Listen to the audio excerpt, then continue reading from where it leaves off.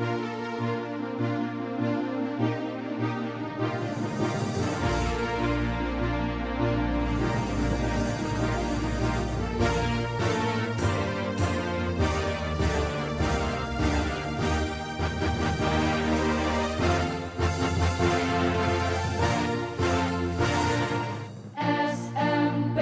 Negeri 1 Tulungagung mengemban amanat negara, mempersiapkan generasi muda menjadi manusia yang berguna.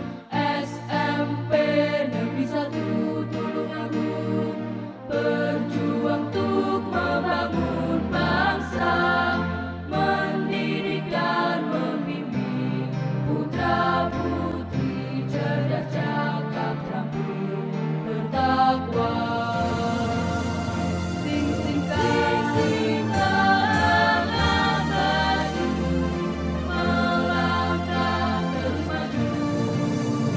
Tataplah masa depan, raihlah cita-citamu. SMP Negeri 1 Tulungagung bersinar. SMP Negeri 1 Tulungagung tetap jaya. Assalamualaikum warahmatullahi wabarakatuh, Bapak Ibu semuanya. Bagaimana kabarnya hari ini? Sehat, alhamdulillah. Dan saya ucapkan selamat siang buat Bapak Ibu semuanya. Siang, Pak. Dan saya berharap semuanya hari ini diberi kesehatan oleh Allah supaya setiap kita menjalani aktivitas yang ada di SMP Negeri 1 ini kita tetap diberi kekuatan dan kemudahan. Amin. Amin. Baik Bapak Ibu, di sini saya sebagai CGP atau calon guru penggerak angkatan 10. Di sini saya punya tugas berbagi praktik baik, yaitu pengimbasan terhadap modul 1.4, pemahaman dan penerapan budaya positif di sekolah SMP Negeri 1 Tulungagung. Kedepannya nanti Bapak Ibu akan bersama saya belajar bareng-bareng tentang modul 1.4, yaitu tentang budaya positif. Tapi terlebih dahulu Bapak Ibu, mari kita untuk berdoa dulu. Mudah-mudahan kegiatan hari ini diberi kelancaran dan mempunyai manfaat buat kita semuanya. Berdoa mulai. Berdoa selesai. Terima kasih Bapak Ibu.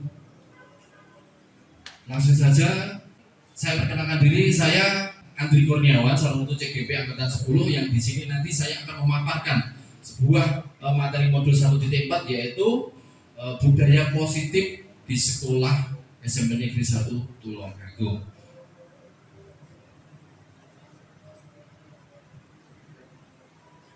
Nah, sebelumnya satu persatu akan kita kupas tuntas nanti apa budaya positif. Di sini di dalam konsep inti budaya positif memiliki 7 elemen. Yang pertama, kita mengenal tentang perubahan paradigma belajar. Terus yang kedua, kita juga akan mengenal tentang disiplin positif dan nilai-nilai kebajikan Bapak Ibu. Terus yang ketiga, di sini kita juga akan dikenalkan dengan keyakinan kelas. Saya kira keyakinan kelas itu sudah kita langsungkan di kelas kita masing-masing bersama peserta didik kita, bersama murid. Terus yang keempat, di sini adalah kebutuhan dasar manusia. Yang kelima, ada motivasi perilaku manusia. Dan yang keenam, di sini posisi kontrol guru. Ini nanti yang akan kita jadikan sebagai dasar, sebagai kita menangani sebuah permasalahan yang ada pada peserta didik kita. Terus yang terakhir adalah segitiga restitusi. Ini juga kita nanti di sini akan belajar tuntas tentang kasus-kasus yang ada pada peserta didik kita dalam berbagai macam karakter anak didik juga. Baik Bapak Ibu, satu persatu nanti kita akan pelajari.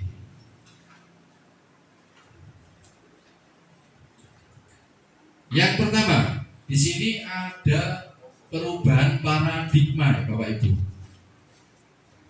Bisa kita lihat bareng-bareng di sini definisi di dalam perubahan paradigma belajar, yaitu pembelajaran dengan paradigma baru merupakan pembelajaran yang dirancang berdasarkan prinsip pembelajaran berdiferensiasi sehingga peserta didik belajar sesuai kebutuhannya berdasarkan tahap perkembangannya sesuai teori psikologi modern untuk mewujudkan profil pelajar Pancasila. Nah, di sini di dalam kita membimbing anak didik kita dituntut untuk memahami atau mencapai tujuan utama yaitu mewujudkan profil pelajar Pancasila. Jadi tujuan pendidikan yang paling utama di sekolah kita yaitu mewujudkan profil pelajar Pancasila. Kira-kira apa yang ada di dalam profil pelajar Pancasila bisa kita lihat Bapak Ibu. Nah, di sini di dalam penerapan disiplin positif di dalamnya terdapat beberapa elemen yang terdapat dalam pelajar Pancasila. Itu merupakan salah satu tujuan pendidikan berdasarkan filosofi Ki Hajar Dewantara. Jadi di sini bisa kita lihat satu persatu, inilah elemen yang harus kita wujudkan. Ya, dalam pelajar Pancasila, di sini yang pertama pendidikan karakter di dalam beriman bertakwa kepada Tuhan yang Maha Esa dan berakhlak mulia. Jadi kita dituntut untuk membimbing seorang peserta didik yang memberi kekuatan pada nilai keagamaan. Terus di sini ada mandiri. Kita juga dituntut untuk membimbing sebuah peserta didik atau seorang peserta didik dengan menguatkan karakter mandiri, biar anak-anak juga bisa untuk berlatih mandiri, kita tidak tergantung dengan orang lain. Terus yang ketiga ada bernalar kritis. Ini juga harus kita tanamkan. Bernalar kritis di sini harus kita tanamkan karena kenapa? Ini sangat penting untuk di dalam impian cita-cita peserta didik kita. Dia harus kita tanamkan punya jiwa kritis supaya tidak dipermainkan oleh teman-temannya. Ya. Terus selain bernalar kritis di sini ada kreatif. Seorang peserta didik juga kita harus tanamkan karakter kreatif supaya peserta didik pada nantinya bila sudah mandiri akan berdikari, berkreatif menuju apa yang diinginkan atau impian masa depan mengarah ke kesuksesan. Terus di sini ada elemen bergotong royong. Setelah tadi ada mandirinya sudah kuat, saya kira kita juga harus menanamkan dari segi elemen bergotong royong. Jadi dengan bergotong royong saya kira menjadi sosok murid yang bisa berkolaborasi pada nantinya. Terus berbineka global. Di sini kita juga harus menanamkan anak supaya kebinekaan, rasa terhadap nasionalisme, terhadap budaya, bahasa, adat istiadat. Jadi semua kebudayaan kita harus mengenalkannya supaya anak didik kita mengetahui tentang budaya nasional yang ada di Indonesia. Itu merupakan cakupan dari tujuan mewujudkan profil pelajar Pancasila. Ini yang sangat kompleks ya Bapak Ibu ya.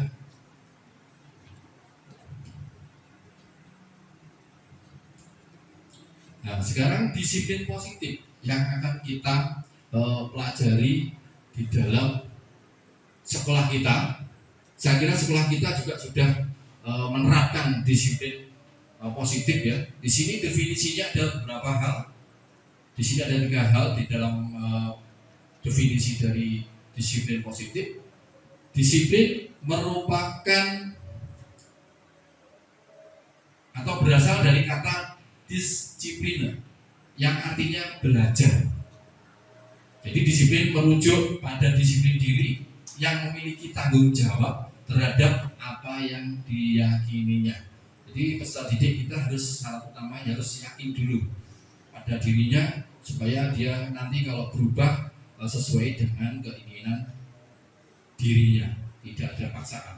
Terus yang kedua ada sebagai pendidik, tujuan kita adalah menciptakan peserta didik yang memiliki disiplin diri sehingga perilaku mereka mengacu kepada nilai-nilai kebajikan universal dan memiliki motivasi intrinsik dalam perubahan perilaku ke arah yang lebih baik. Terus yang ketiga, disiplin positif merupakan salah satu cara penerapan disiplin yang bertujuan untuk menumbuhkan kesadaran serta memberdayakan peserta didik untuk melakukan sesuatu tanpa imbalan penghargaan, ancaman, atau hukuman. Saya kira di dalam kita menerapkan pendidikan karakter sebagai murid, kita juga harus di dalam kata-kata yang terakhir ini adalah hukuman, kita juga harus mulai sekarang harus berpikir dua kali karena di sini merupakan hak asasi dari murid harus dilindungi.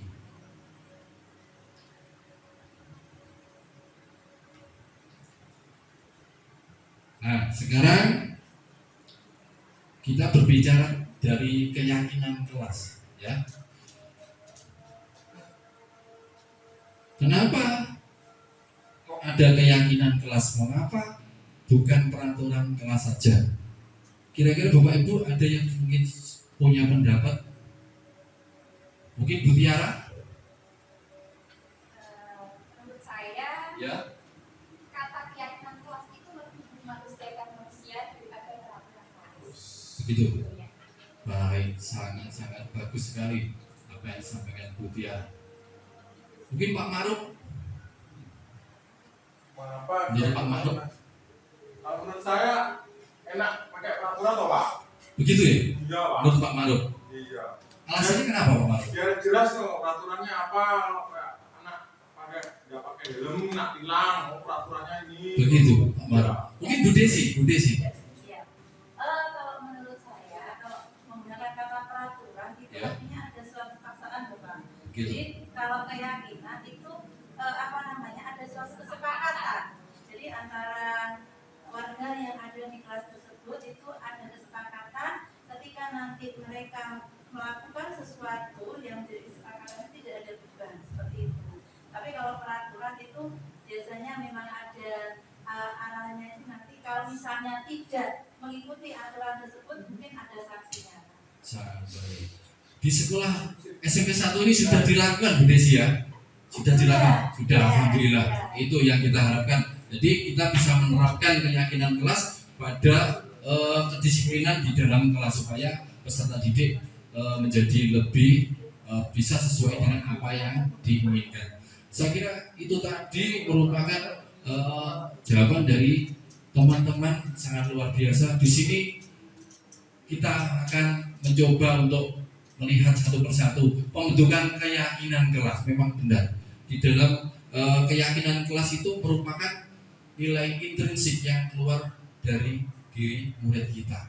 Jadi bukan ekstrinsik. Saya kira kalau keluar dari intrinsik dari jiwa murid kita, saya kira murid kita akan merasa ikhlas, nyaman di dalam belajar karena yang membuat mereka sendiri. Dalam kelas mungkin membuat sebuah aturan keluar dari dirinya sendiri, kesepakatan yang terjadi akhirnya dalam satu kelas mempunyai kesepakatan. Saya kira di dalam menjalankan tidak akan berat seperti itu. Nah, di sini ada beberapa hal. Di sini merupakan keyakinan kelas lebih rinci dan konkret. Ya. Terus di sini berupa pernyataan-pernyataan yang mengandung kebajikan universal. Kebajikan universal di sini sangat akan kita junjung tinggi. Pasti kita melihat dari kebajikan, nilai kebajikan dari sekolah juga.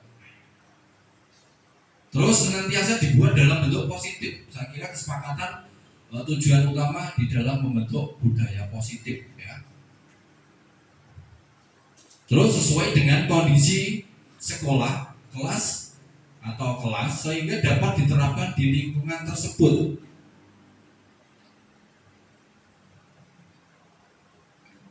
Semua warga kelas hendaknya ikut berkontribusi dalam pembuatan keyakinan kelas lewat diskusi. Nah, ini tadi nilai intrinsiknya di sini ya, semuanya ikut terlibat. Jadi saya kira tidak buatan dari sekolah, melainkan ini prakarsa dari semua warga sekolah, terutama di dalam murid sendiri terlibat. Ini yang sangat kita utamakan karena sesuai dengan filosofi pendidikan yang berpihak pada murid. Jadi tetap kita harus junjung ingat pada filosofi pendidikan, kita harus memuliakan murid. Terus hendaknya tidak terlalu banyak sehingga mudah diingat dan dipahami. Jadi di dalam kita membuat kesepakatan kata-kata atau kalimatnya hendaknya tidak terlalu banyak sehingga mudah diingat dan dipahami. Ini yang perlu kita garis bawahi karena di dalam kesepakatan itu merupakan mengandung nilai-nilai unsur kebajikan universal. Tidak menyimpang maksudnya Bapak Ibu ya. Lanjut saja. Nah, terus kita menginjak kepada kebutuhan dasar manusia. Di sini segala sesuatu yang dibutuhkan oleh manusia untuk mempertahankan keseimbangan kondisi fisiologis dan psikologis yang bertujuan untuk mempertahankan kehidupan dan kesehatannya. Jadi segala macam di sini apa yang kita perbuat manusia harus memiliki apa? Daya kontrol emosi juga. Segala tindakan yang kita lakukan memiliki tujuan tertentu dan semua usaha terbaik yang kita lakukan dalam rangka agar kebutuhan dasar kita terpenuhi dengan baik. Saya kira di dalam kebutuhan manusia itu kalau kita ikuti terus tidak akan pernah habis. Manusia mempunyai sifat yang tidak pernah puas. Jadi saya kira kalau kita tidak punya kontrol, akhirnya setiap hari pasti akan kurang. Jadi untuk mencapai budaya positif sebagai kita manusia seutuhnya, tetap kita harus punya kontrol.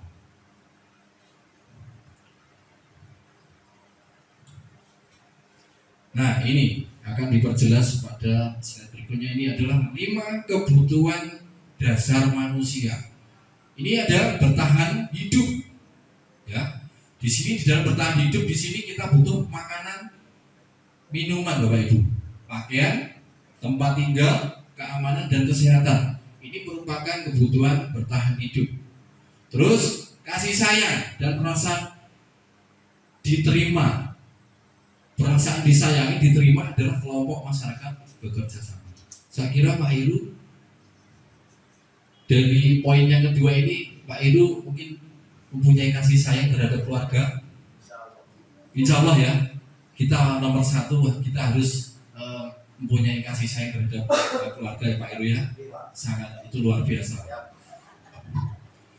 Terus yang ketiga ada kebebasan, freedom, kemandirian, otonomi, memiliki pilihan, mampu mengendalikan arah-arah dirinya, itu kebebasan.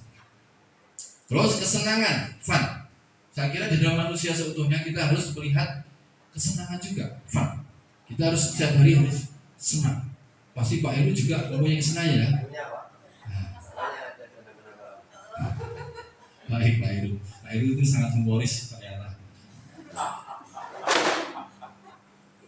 Kita lanjutkan, kesenangan, mencari kesenangan bermain tertawa Pak Heru. Jadi Pak Heru kalau bisa menghibur temannya sendiri dengan temannya bisa tertawa itu adalah suatu ibadah sangat luar biasa Pak Heru. Itu termasuk 5 kebutuhan manusia Pak Heru, tertawa itu. Terus penguasaan atau power dianggap berharga, bisa membuat perbedaan, bisa membuat pencapaian atau kompeten diakui dan dihormati. Saya kira di dalam jiwa manusia setiap orang pasti selalu ingin dihormati, selalu ingin diakui, selalu ingin dianggap berharga. Itu sudah menjadi kodrat sebagai 5 kebutuhan dasar manusia, yaitu apa? Penguasaan atau power.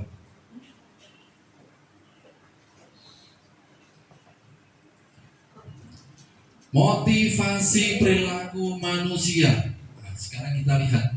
Menurut Diane Gosson menyatakan ada 3 motivasi perilaku manusia. Di sini tadi kita sudah melihat hasil implementasinya terhadap keyakinan kelas. Di sini ternyata juga sudah dikuatkan di sini ya. Menghindari ketidaknyamanan atau hukuman. Terus mendapatkan imbalan atau penghargaan dari orang lain itu masuk dalam motivasi ekstrinsik. Jadi kita sebagai guru kita juga harus tahu tentang motivasi ekstrinsik supaya kenapa murid kita sesekali juga kita harus punya penghargaan atau apresiasi berupa imbalan atau penghargaan terhadap dari orang lain. Ini penghargaan dari orang lain. Terus menghindari ketidaknyamanan atau hukuman. Kita sebagai guru di era sekarang kita juga harus memperhatikan ini hukuman. Jadi kita tidak seperti era-era zaman dahulu yang sekali-sekali selalu menggunakan kontrol yaitu hukuman. Kalau di era sekarang atau zaman sekarang kita harus melihat karena sudah diatur oleh undang-undang yang selalu kita tidak boleh melakukan sebuah hukuman. Terus menjadi orang yang mereka inginkan dan menghargai diri sendiri dengan nilai-nilai yang mereka percaya. Ini merupakan motivasi intrinsik. Saya kira kalau intrinsik pasti adalah motivasi yang keluar dari dirinya sendiri, bukan karena orang lain ya Bapak Ibu ya.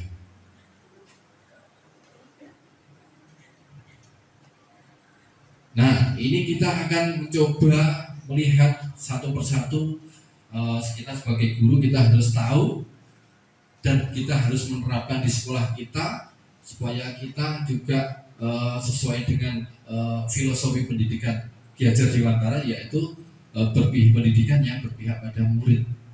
Tetap kita memuliakan murid. Separah-parah murid kita melakukan kesalahan, kita tetap harus bermediasi untuk melakukan beberapa hal yang akan kita pelajari hari ini. Yang pertama adalah hukuman. Mungkin di era zaman dulu seorang guru pasti sering melakukan hukuman. Ya. Di sini hukuman merupakan tidak terencana atau tiba-tiba. Jadi Bapak Ibu perlu kita lihat. Jadi merupakan sebuah hukuman itu adalah tindakan yang tidak terencana, tidak berkompromi ya. Cara tiba-tiba murid tidak tahu apa yang akan terjadi, tidak dilibatkan. Terus hukuman bersifat satu arah dari pihak guru yang memberikan, memaksa. Seperti apa yang disampaikan Bu Tiara tadi, memang kesepakatan kelas itu adalah keluar dari intrinsik dari murid kita sendiri. Saya kira itu dengan ikhlas akan menjalankannya. Kalau kita dihukum, biasanya murid itu brutal, ya bahasa Jawanya adalah brutal, ya. Terus konsekuensi, apa bedanya hukuman dengan konsekuensi? Kalau konsekuensi itu terencana, oke, itu direncanakan terlebih dahulu, sudah disepakati antara guru dan murid, sudah dibahas dan disetujui oleh murid dan guru. Nah ini, murid tetap dibuat tidak nyaman untuk jangka waktu pendek. Terus guru senantiasa memonitor murid karena sudah terjadi kesepakatan yang tertulis mungkin ya.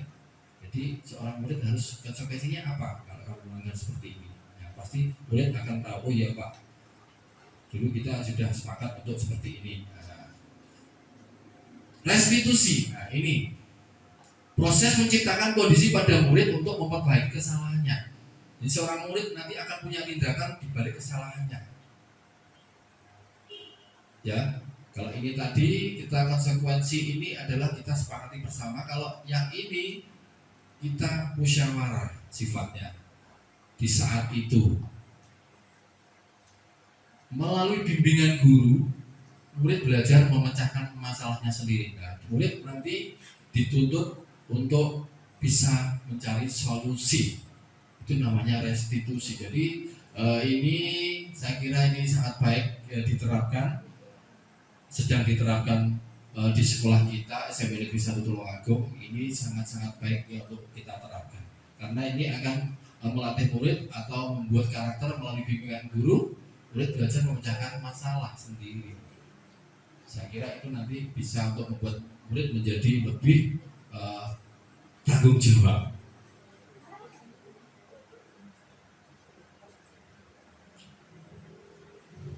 Nah, kita akan mengenal ke posisi kontrol guru. Posisi kontrol guru ada 5 posisi kontrol. Di sini yang pertama sebagai penghukum. Terus yang kedua adalah sebagai pembuat rasa bersalah. Terus yang ketiga adalah sebagai teman. Jadi Bapak Ibu juga bisa berbuat sebagai teman bila ada mungkin murid kita yang melakukan kesalahan. Ya. Terus pemantau. Terus yang terakhir adalah posisi kontrol sebagai manajer. Dari kelima ini yang paling sangat efektif yang mana? Itu akan menyesuaikan kapasitas dari kondisi mental peserta didik kita juga. Barangkali dengan hanya sebagai penghukum, murid tersebut setelah melakukan kesalahan tidak akan mengulangnya lagi. Dengan mungkin menghukum 1 kali, murid tersebut tidak akan mengulanginya. Tapi kalau kita masih berulang-ulang dengan menggunakan posisi kontrol membuat rasa bersalah, masih mengulang lagi, kita terapkan dengan menggunakan posisi kontrol teman. Masih terulang lagi salahnya, kita pantau. Bila kita sudah berkali-kali tidak sembuh, murid kita tetap melakukan kesalahan, kita harus sebagai seorang manajer harus kita terapkan. Mungkin kita harus berkolaborasi dengan orang tua, atau mungkin orang tua akan kita panggil ke sini untuk mengetahui perkembangan putranya. Itu Bapak Ibu ya. Nah, ini adalah contoh penerapan dari posisi kontrol guru sebagai penghukum. Mari Bapak Ibu kita cermati tayangan seperti ini supaya Bapak Ibu lebih jelas seperti bagaimana toh seorang kontrol guru sebagai penghukum itu kayak bagaimana. Ini akan kita lihat bareng.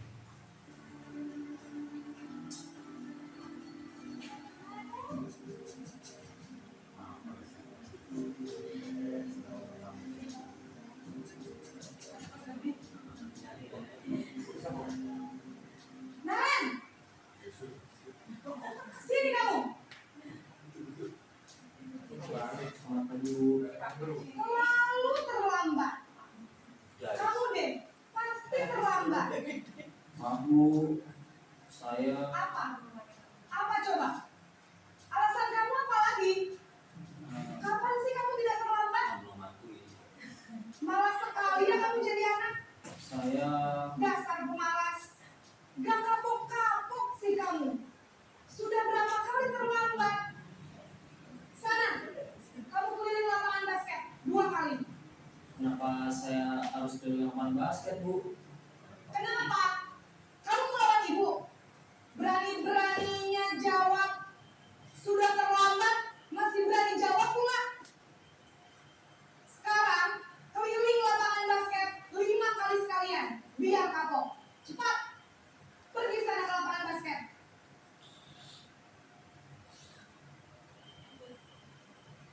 Nah, Bapak Ibu, kita sudah melihat tayangan video tadi. Ini peran guru atau posisi kontrol guru menerapkan sebagai penghukum. Kira-kira dari tayangan video tersebut apa penekanan dalam sebagai penghukum Bapak Ibu? Mungkin ada yang bisa untuk memberikan penguatan sedikit, mungkin Bu Tiara? Menurut Bu Tiara? Ya, silakan. Posisi kontrol guru di sini sebagai penghukum itu ketika melihat anak melakukan kesalahan spontan memberikan hukuman. Jadi untuk penyelesaian masalahnya spontan, itu memberikan hukuman secara spontan. Oh, begitu. Berarti tidak ada kompromi ya Bu Tiara? Tidak ada kompromi, Ya, tidak baik. ada rencana sebelumnya. Baik, terima kasih. Mungkin Bu Desi sampaikan penguatan atau tayangan tadi menurut Bu Desi bagaimana?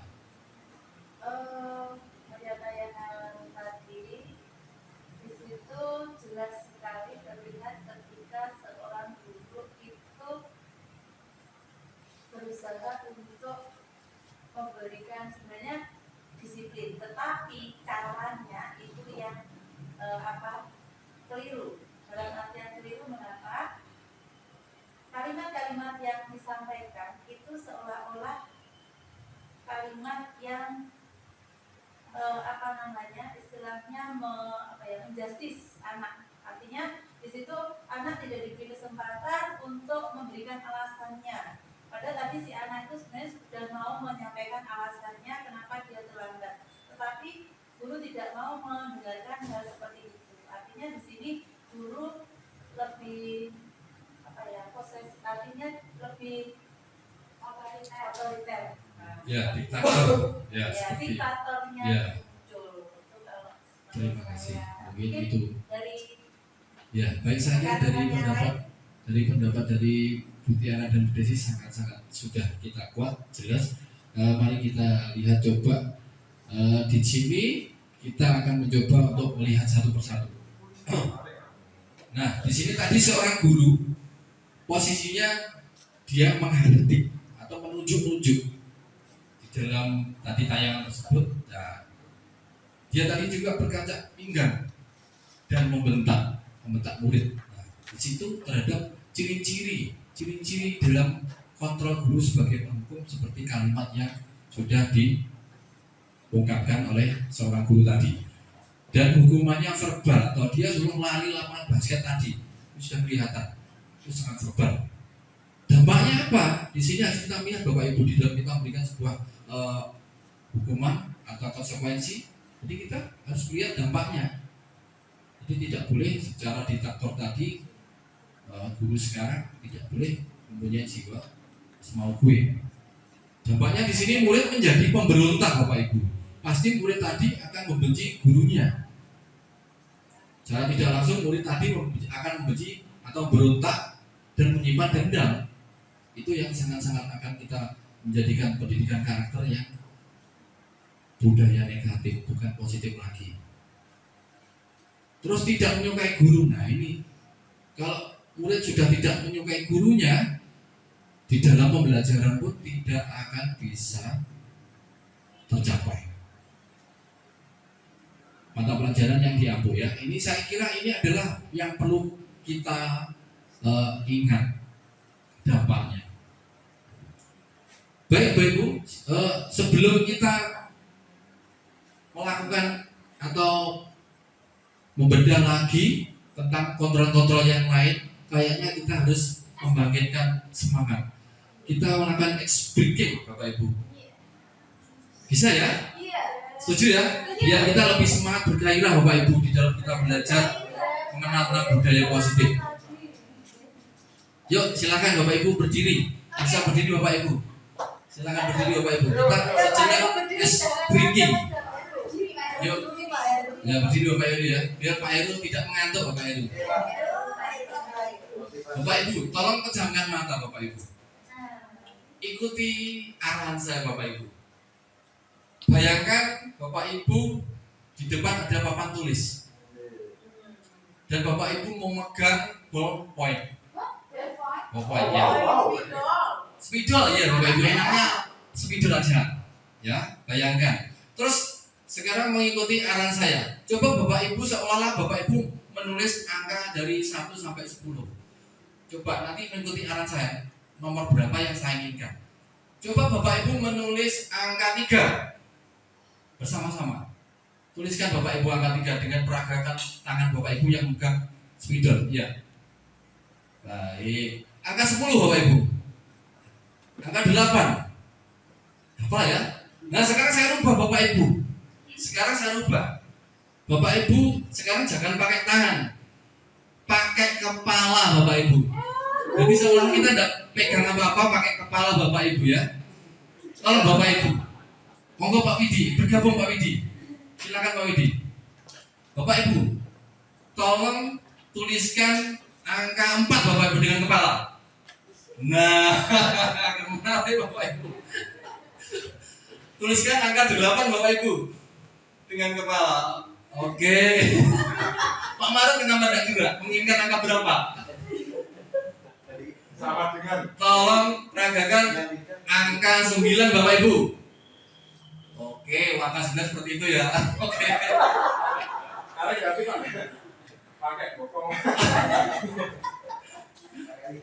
Oke, angka 11.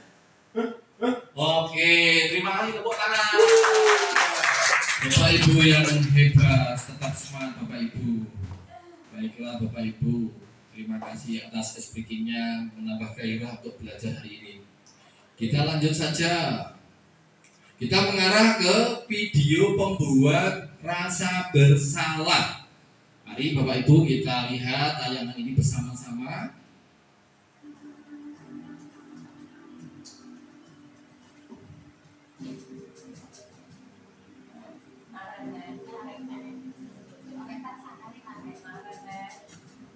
Nara jangan nakal Bapak Ibu. Naren,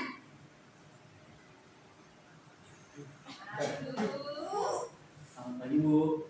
Naren, kamu kenapa terlambat lagi, nak? Ya Tuhan, Naren, kamu senang ya bikin ibu susah ya? Kalau kamu terlambat lagi, nanti ibu yang ditegur bapak kepala sekolah, nak. Disangka ibu tidak bisa membina kamu. Duh, gimana ini? Maaf Bu. Duh, Gusti Naren, kamu suka ya kalau ibu ditegur bapak kepala sekolah? Terus, sekarang ibu harus tulis apa ini di buku absen? Ini kamu sudah sering terlambat loh. Ibu harus apa coba? Maaf Bu. Maaf sekali. Ya sudah, lain kali jangan bikin ibu kecil lagi ya nak ya. Ibu tidak akan kuat lagi kalau kamu begini terus. Bisa jantungan kalau ibu ditegur bapak kepala sekolah. Sana cepat kelas. Maaf ya Bu. Maaf sekali.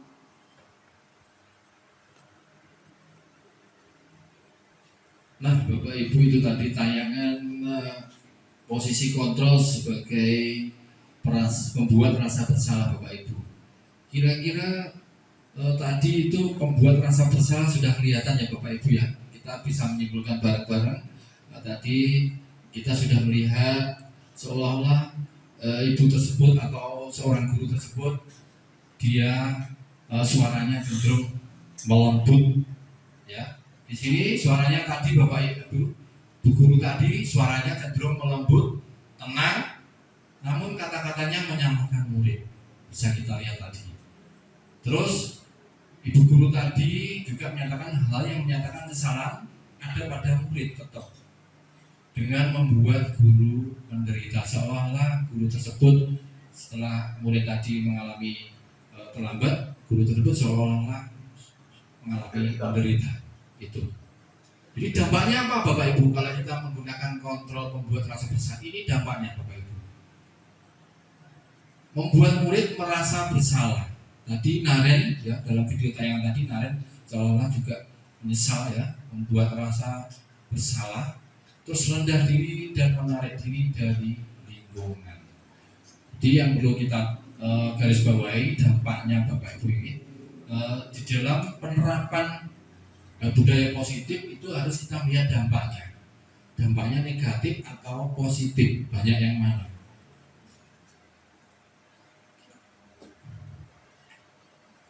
Terus kita akan melihat tayangan penerapan posisi kontrol guru sebagai teman. Mari kita lihat lagi Bapak Ibu, supaya Bapak Ibu lebih untuk paham betul kita nanti yang kita gunakan sebagai kontrol apa di dalam penerapan masalah anak.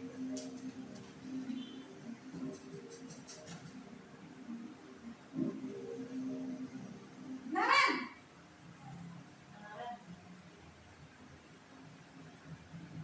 Selamat pagi Bu. wah sudah jam berapa ini nak? Terlambat lagi ya sayang. Iya Bu. Habis ibu saya lupa bangunkan saya Bu. Kamu malah menyalahkan ibu kamu. Kamu bukannya anak yang larinya paling kencang. Kok terlambat sih? Iya Bu. Saya memang terlambat bangun tadi. Jadi biarpun saya lari kencang, tetap nggak kekejar Bu. Ya sudah sana, nanti lain kali larinya lebih kenceng lagi ya, biar gak terlambat lagi. Bikin seneng ibu, demi ibu. Bisa kan? Bisa, Bu. Ya sudah sana masuk kelas, ibu beresin urusan absen kamu. Kamu ini ada-ada saja. Nah, itu tadi Bapak Ibu. Jadi seorang guru bisa kita lihat dari tayangan tersebut tadi memperlakukan muridnya sendiri kayak sebagai seorang teman demi ibu. Yang saya garis bawahi yaitu kata-kata demi ibu. Itu kan kata-kata sebagai seorang teman atau bestie ya. Di sini sudah bisa kita lihat ya Bapak Ibu ya. Di sini posisi teman, suara guru ramah dan akrab. Terasa kayaknya tadi dialognya sangat akrab antara guru dan murid. Ya seperti Pak Heru barangkali menggunakan kontrol teman. Ya sudah diterapkan Pak Heru ya di SMP 1. Insyaallah ya. Nah, seperti itu. Cenderung bersenda gurau untuk menghangatkan suasana. Ini saya kira Pak Heru sering saya melihat sering menerapkan ini ya. Sering menghangatkan. Sering menghangatkan suasana ya. Ya. Nah, ini dampaknya apa, Bapak Ibu? Dampaknya apa, Bapak Ibu? Kalau kita menerapkan posisi kontrol sebagai teman, ini dampaknya bisa kita lihat. Murid akan bergantung kepada satu orang guru. Kan tidak semuanya guru itu mempunyai jiwa untuk atau karakter untuk mengontrol muridnya, yaitu sebagai teman. Ada yang guru sebagai sangat tegas. Kalau saya kira Pak Heru itu sangat humoris. Bisa menerapkan posisi kontrol sebagai teman. Ya, ini dampaknya Pak Heru nggih. Murid tidak mandiri dan tidak bisa berpikir untuk dirinya sendiri. Ini dampaknya Pak Heru. Ya. Nah, alhamdulillah supaya kita mengerti mental anak Pak Heru ya. Baik, setiap anak pasti tidak mempunyai mental yang sama Pak Heru. Betul. Jadi posisi kontrol harus kita terapkan sesuai porsinya Pak Heru ya. Baik, kita lanjut aja Pak Heru. Pemantau. Sekarang kita akan melihat contoh penerapan posisi kontrol pemantau.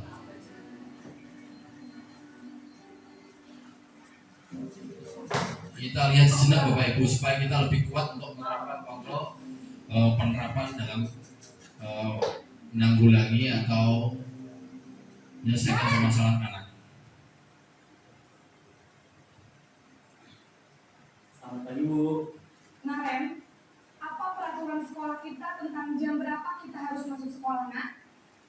Kita harus di sekolah jam 7, Bu. Iya betul, sekarang sudah jam 7.20. Kalian sudah tahu konsekuensinya jika terlambat hadir? Paham, Bu. Saya harus tinggal kelas pas jam istirahat selama 20 menit. Iya benar, konsekuensinya demikian. Jadi nanti jam 9.30 pas istirahat, kamu harus tinggal di kelas, kerjakan tugas tambahan untuk ketertinggalan kamu, ya? Baik, Bu. Baik, terima kasih. Kita langsung akan bahas. Jadi ini tadi adalah posisi kontrol sebagai pemantau. Di situ bisa kita lihat seorang guru bersuara datar, tidak emosional ya tadi. Tidak bersenda gurau ataupun menggunakan suara tinggi. Terus yang kedua tadi seorang guru mengawasi pada saat murid diberikan sanksi. Itu mengontrol ini ya. Tetap kita awasi. Terus dampaknya apa kalau kita menerapkan kontrol pemantau? Di sini murid akan menghitung konsekuensi dan hadiah tanpa memahami sepenuhnya nilai kebajikan yang dituju. Ya. Terus juga dampaknya tidak sepenuhnya mandiri. Jadi sangat melihat konsekuensi ini tadi dan hadiah. Ya, kita langsung aja. Saya kira itu tadi sudah jelas di dalam menerapkan kontrol pemantau. Nah, ini posisi kontrol sebagai manajer. Coba Bapak Ibu cermati secara detail.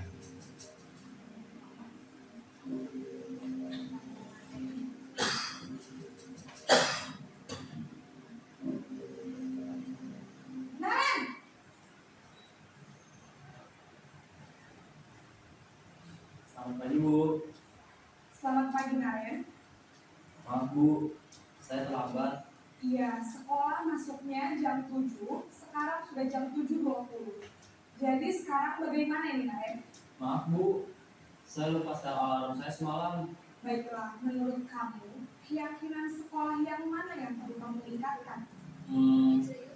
Menghargai diri sendiri dan orang lain mungkin ya Bu. Setuju. Jadi, apakah Naren yakin prinsip saling menghormati tersebut? Iya Bu, saya meyakininya. Apakah Naren bersedia memperbaiki masalah keterlambatan ini? Bersedia Bu. Bagaimana kamu akan perbaiki masalah keterlambatan ini?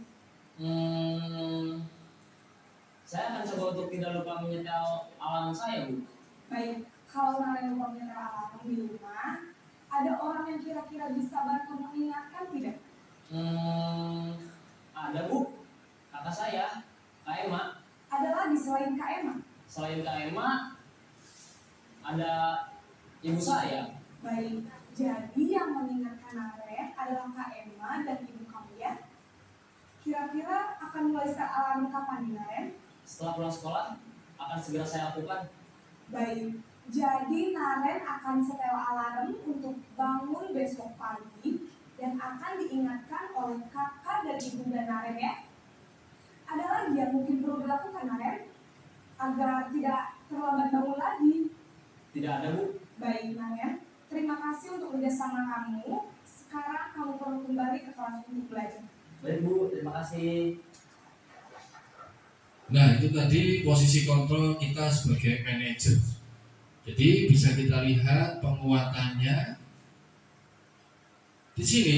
Tadi seorang guru di dalam sebagai manajer bersuara netral, tidak emosional, tidak terlalu ramah, dan tidak bernada tinggi. Guru akan dengan tulus mengajukan bermakna agar membuka pikiran murid. Jadi mengajak murid untuk juga menyelesaikan permasalahan yang dialaminya. Dampaknya apa? Menggunakan posisi manajer dampaknya apa bagi murid? Bagi murid menjadi mandiri.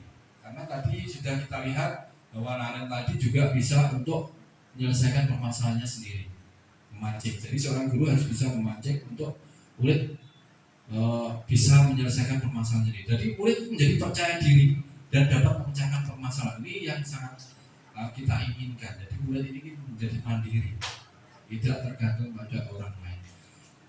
Terus menurut Bapak Ibu, kesimpulannya yang paling sangat cocok apa? Kontrol apa kira-kira? Manajer ya. Baik. Ini yang sangat cocok untuk kita terapkan di SMP 1 di dalam kita menangani kasus-kasus anak yang mempunyai budaya kurang positif. Ya. Tentunya nanti dalam segi penanganan wilayah kesiswaan juga bisa berkolaborasi dengan semua guru atau warga sekolah untuk menguatkan atau menanamkan kedisiplinan yang kita inginkan.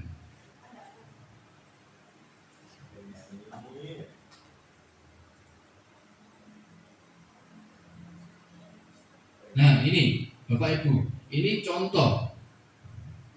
Saya kecewa sekali dengan Andi. Ini kira-kira apa? Posisi kontrol apakah aku? Membuat rasa bersalah. Membuat rasa bersalah. Kita cek Bapak Ibu. Wah, sangat luar biasa Bapak Ibu, sangat luar biasa. Ini kita anggap sebuah kasus Bapak Ibu ya, kita selesaikan bersama-sama. Terus selalu saja kamu pasti selalu yang terakhir selesai. Kira-kira apa posisi kontrol? Dari kalimatnya penggum ya? Coba kita cek. Sangat luar biasa Bapak Ibu, sudah sangat melihat tayangan video tadi, sudah memahami dengan baik sekali. Terus lanjut. Apa sanksi dari kesalahan yang kamu lakukan? Apa sanksi dari kesalahan yang kamu lakukan? Kira-kira apa dari kalimat tersebut? Memantau. Apa? Memantau ya Bapak Ibu. Kita cek Bapak Ibu. Wah, luar biasa ini sangat. Dengan melihat kalimatnya itu kita melihat memantau ya, masih memantau. Lanjut lagi. Apa yang kamu lakukan untuk menyelesaikan masalah ini? Wah, sangat luar biasa. Tepuk tangannya buat Bapak Ibu semua ya, semuanya luar biasa. Oh iya. Kita lihat ya, kita cek ya jawabannya ya. Ternyata apa? Manajer sudah kelihatan dengan apa yang akan kamu lakukan untuk menyelesaikan masalah ini. Berarti kan kita memancing untuk murid bisa menyelesaikan masalahnya sendiri. Sangat luar biasa Bapak Ibu pemahamannya ya. Terus, ya sudah kali ini tidak apa-apa. Nanti Ibu bantu bereskan. Kira-kira apa? Apa kira-kira? Teman ya? Kita lihat. Wah, ternyata luar biasa. Teman juga sangat luar biasa Pak Heru. Nah, sekarang kita menginjak ke segitiga restitusi. Di dalam segitiga restitusi ini adalah merupakan bagian elemen juga yang budaya positif yang akan kita terapkan. Di sini segitiga restitusi adalah suatu proses dialog yang dijalankan oleh guru agar dapat menghasilkan murid yang mandiri dan bertanggung jawab. Nah, itu yang akan kita sebagai penguatan yang paling utama adalah mandiri ini dan tanggung jawab. Itu adalah pembelajaran karakter yang harus kita tanamkan sebagai dasar. Ya. Di sini kita melihat tiga restitusi. Kita melihat yang pertama adalah poinnya menstabilkan. Jadi langkah yang pertama kita harus bisa menstabilkan identitas, ya.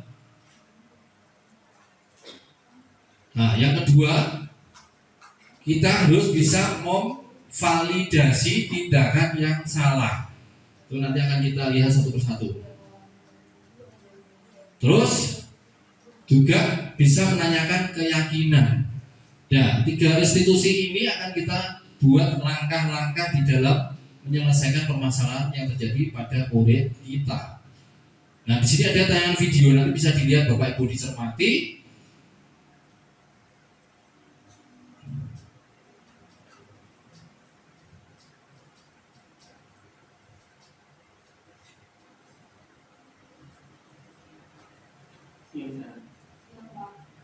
Sudah lama lagi berusaha. Kenapa hari ini ada di sini? Kesel Pak, kesel banget. Masa aku dikatain tukang fitnah Pak? Ya aku marah lah. Aku balik ngatain Eka di depan kelas. Kesel banget. Oh begitu. Ya pasti kamu marah dan kesal. Bapak juga akan marah apabila ada yang menuduh Bapak seperti itu. Kemudian pada saat itu kamu mau melakukan apa? Ya saya langsung ngatain Eka lah Pak. Kesel banget. Saya bentak-bentak dia di depan teman-teman lain. Oh begitu. Pasti kamu melakukan seperti itu karena suatu alasan tertentu kan?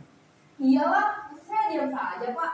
Ya saya bela diri lah. Masa saya dituduh tukang fitnah? Ya wajar lah.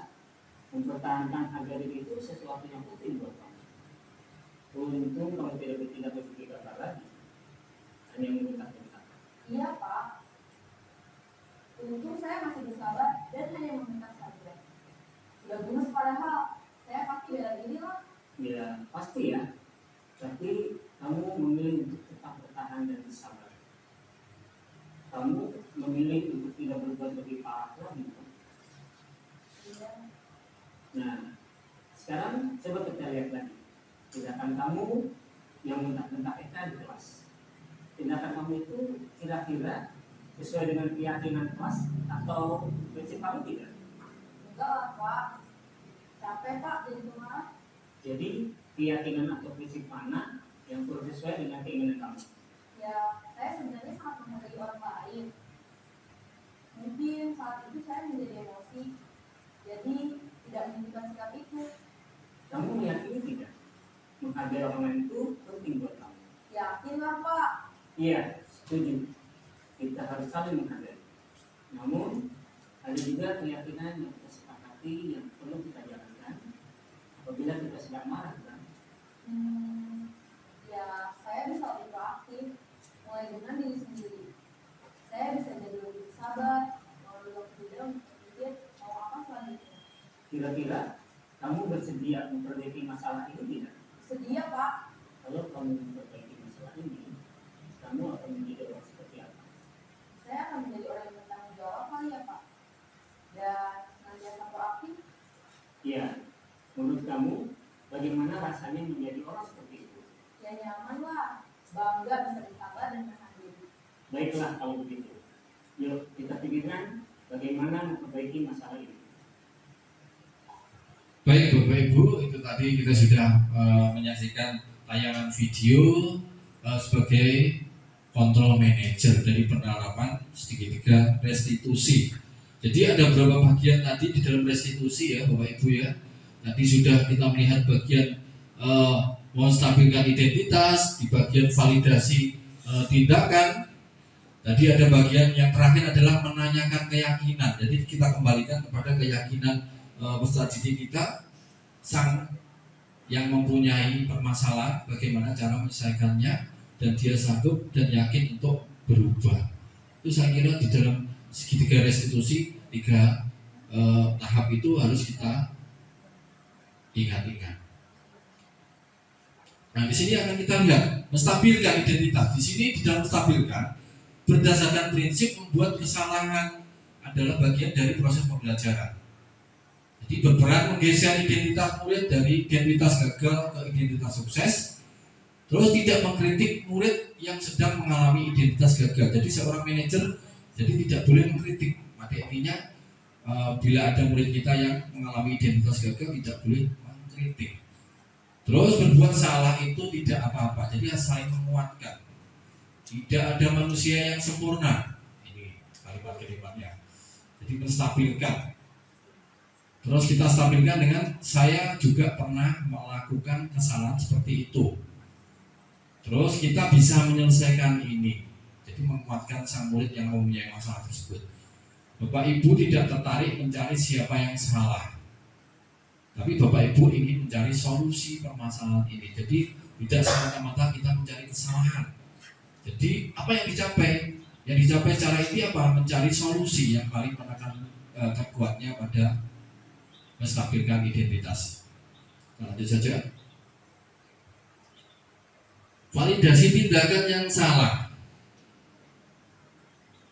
Berdasarkan prinsip setiap perilaku berupaya memenuhi suatu kebutuhan tertentu, guru akan bergeser dari pemikiran stimulus respon menjadi proaktif. Pertanyaan disampaikan dengan nada suara tidak menghakimi atau memojokkan. Jadi apa validasi tindakan yang salah? Jadi kita harus, kamu pasti punya alasan. Jadi kita memancing studi kita dengan yang punya masalah tadi, mancing kamu pasti punya alasan mengapa melakukan hal itu. Jadi kita harus mencari-cari alasannya apa. Kamu bisa saja bertindak lebih gegabah dari ini. Jadi dia juga harus bisa menggambarkan tindakan yang gegabah yang lebih kuat dari yang dialami. Mungkin kamu bisa mempelajari suatu perilaku baru yang lebih efektif. Bersediakah kamu mempelajarinya? Ini ada penawaran. Jadi dia merupakan kalimat-kalimat kontrol manager, seolah murid itu kita tawarkan, tidak seolah-olah kita yang membuat. Jadi kita tawarkan terhadap murid kita supaya untuk mencari solusi yang terbaik. Lanjut saja. Menanyakan keyakinan. Teori kontrol menyatakan bahwa pada dasarnya kita termotivasi secara intrinsik. Saat perilaku telah divalidasi, ada identitas sukses setelah tercapai, maka murid telah siap mengaitkan keyakinannya dengan tindakan yang salah, sehingga dia akan berubah menjadi orang yang sesuai dengan keyakinannya. Jadi menanyakan keyakinan, seperti contohnya, apakah tindakan kamu sudah sesuai dengan prinsip kelas kita, seperti tayang video tadi. Terus nilai-nilai apa yang telah kita sepakati, nilai-nilai apa yang sudah kita sepakati dalam kesepakatan kelas, ya. Seperti apa gambaran sebuah kelas yang ideal bagi kamu. Jadi kita harus melihat kondisi anak untuk proaktif supaya dia juga berpendapat. Kamu ingin menjadi orang yang seperti apa? Ini impiannya, cita-citanya, impiannya ini harus kita lihat juga. Lanjut saja. Nah, Bapak Ibu, saya kira di dalam penerapan atau yang saya terapkan dalam materi budaya positif sudah mau berujung. Di sini kita tarik garis kesimpulan ya. Di sini di dalam pembelajaran budaya positif tadi, perwujudan budaya positif di sekolah tak lepas dari pentingnya peran guru. Jadi peran kita sebagai guru sangat-sangat penting untuk merubah anak menjadi budaya dari negatif menjadi positif. Guru memiliki peran sentral dalam mewujudkan budaya positif di sekolah. Guru perlu memahami posisi yang tepat untuk mewujudkan budaya positif baik di kelas maupun sekolah. Terus posisi kontrol guru dalam menciptakan budaya positif yang paling tepat adalah menjadi seorang manajer. Ya, jadi yang posisi yang paling tepat seorang guru di dalam kita menciptakan budaya positif adalah sebagai seorang manajer, sebab pada posisi inilah guru bisa menjadikan siswanya pribadi yang mandiri, merdeka, dan bertanggung jawab atas perilaku dan sikapnya, yang pada akhirnya dapat menciptakan lingkungan yang positif, nyaman, dan aman.